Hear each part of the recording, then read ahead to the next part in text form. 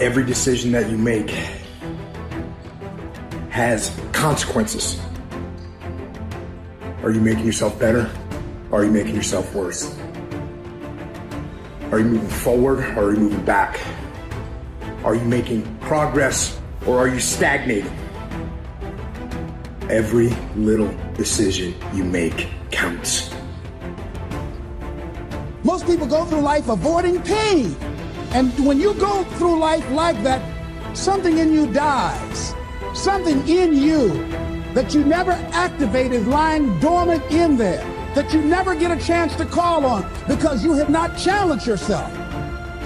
Because so many times people have a tendency to devalue the moment, today. What they do is they greatly value the destination. And so they kind of talk about, well, when I get there, or if I arrive there, or when I do that, or when I accomplish this. And they don't understand that success is a daily thing. And I'm here to share with you that the secret of success is determined by your daily agenda.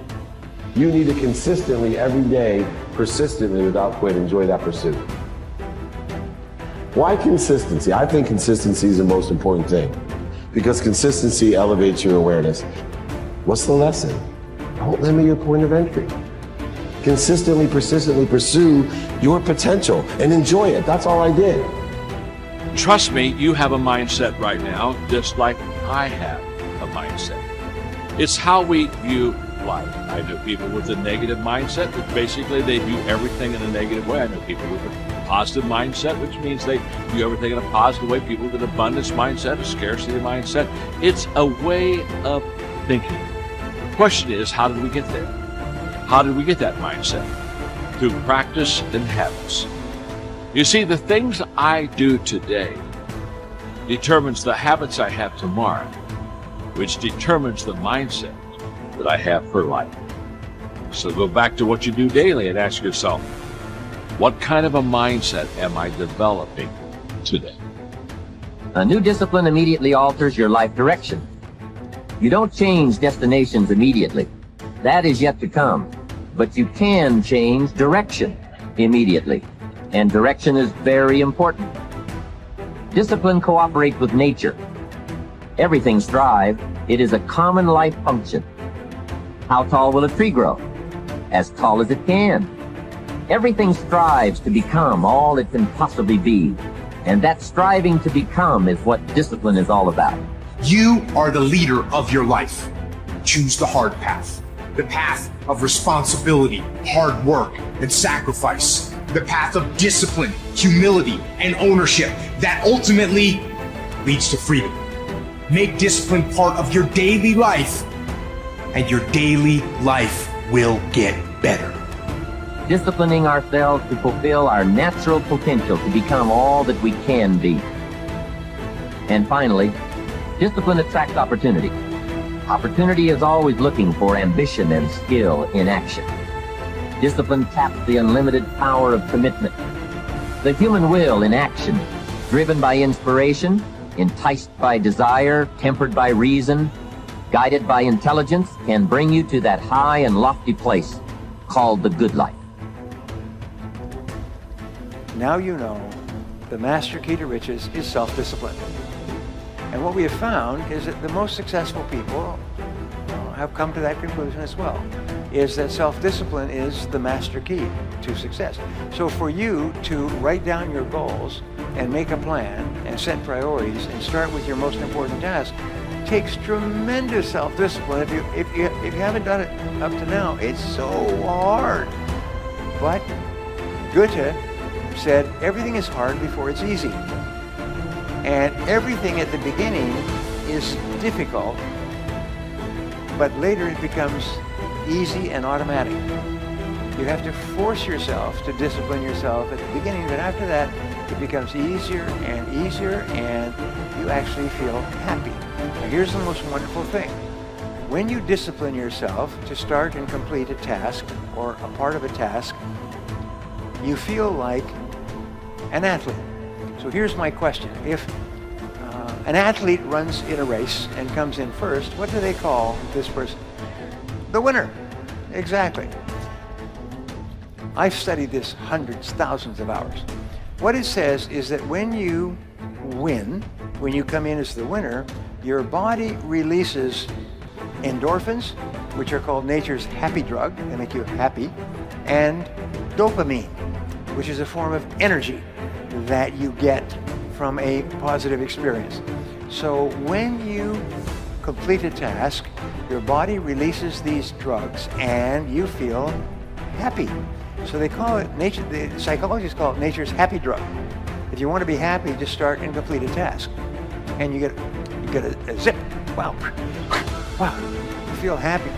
So I organize my life. So I organize my tasks that are at the top. And then my wife, Barbara, will come in and say, we're going to have dinner in 10 minutes. So I say, okay, 10 minutes. Let's see, what have I got here that will take 10 minutes? Huh? I can do this in 10 minutes. So I'll always end my day with a completed task. It's a real simple thing, and I've done it. I tick it off, complete, down, and I'm happy. And I walk out and I'm smiling. When you make a person feel like a winner, you feel happy. When you discipline yourself to complete a task, you give yourself a buzz. Alfred Adler, one of the top psychologists of history, called this a positive addiction. He said if you start and complete a task, you get a buzz. And the buzz becomes addictive. You start thinking, no, I want that buzz again. But the buzz is a positive addiction in that it makes you happy when you do it. So every time you start and complete a task, you feel like a winner. And when you feel like a winner, you want to do it again and have that winning feeling. If you want to raise happy, healthy, self-confident children, one of my programs, 21 Great Ways to Raise Happy, Healthy, Self-Confident Children, one of my 21s, is what you do is you make your children feel like winners all the time. If you're happily married, make sure that your spouse feels like a winner all the time. How do they feel like a winner? Is when you praise them or compliment them, thank them for what they did, acknowledge their success, whatever happens to be, make them feel like a winner. Because every single time you start and complete something and it's acknowledged, the person feels like a winner. You know that the greatest speed records, Olympic records, are always broken in front of the biggest crowds. Interesting point. The biggest crowds. You get 10,000 people, you get a record. You get 50,000 people, wow. 100,000 people, they break all the world records. Because the greater the amount of praise and that you get from winning a race or potential winning a race, the faster people run. When I was in high school, I must have been maybe 16 or 17 years old. And I went rock climbing in El Dorado Canyon, where I grew up in Boulder. I'd been climbing about 3 or 4 years, and I went to do a climb called T2. Now at the time, T2 was a relatively difficult climb. And I went at it with a kind of an arrogant lack of preparation. And I hadn't prepared for being able to do certain kinds of finger cracks. I figured I'll figure it out when I get there. And I also didn't pause, and this is that thing about boldness and discipline, I didn't pause to really double check all my systems. Okay, so I'm on the 4th pitch. I'm about 400 feet above the ground. I'm going across this slanting crack system that I started to have trouble with, and my forearms started to engorge with blood and lactic acid, which means at some point, even if you're on a big hold, your hands are going to melt off. Okay. And I'm about to fall. I'm 400 feet above the ground. But it should be okay because there's protection. I'm tied into the rope. I may take a fall, but I'll get caught. For some reason, and to this day, I still don't know why, my brain triggered that I should look at my knot. And I looked down at my knot. My knot had come untied. I had made the mistake of never really thinking about the best knot for certain types of situations, and I tied in with what's a bowline. Now, the advantage of a bowline is it's easy to untie, right? The disadvantage of a bowline is it's easy to untie. It had come untied as I kept moving across, and it is just hanging in my harness. I'm seconds away from falling, only now I will die. I will die if I fall off. My forearms are melting. And the knot had come untied. And so I called down to my partner. I said, my knot came untied. What is he going to do? He can't do anything. He just watched me fall to my death. And there was an old fixed piton in the rock that we put there from the first descent, an old soft iron piton. And I looked at it, and I probably had 15, 20 seconds before my hands would unwrap, if that, maybe 10. I took a runner, and I clipped it into the piton. I clipped the piton into my that runner into my harness, and just went, please hold. And I let go. It didn't help. I put in a backup. I grabbed the knot, retied it, went to the ledge. It didn't convulse. I was very calm at that moment. When I got to the ledge, I went into convulsive shaking. I was sick to my stomach for days because of the whatever happens chemically.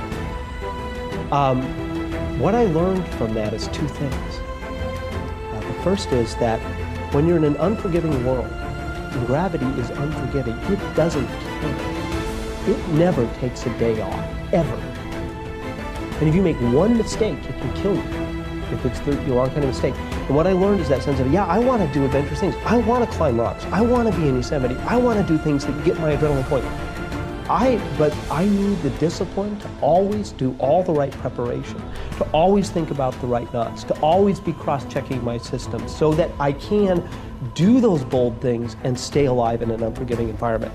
And as you and I spoke about earlier today, I think that's the rest. I think we're all heading into an unforgiving environment where we're going to have to be both bold and disciplined.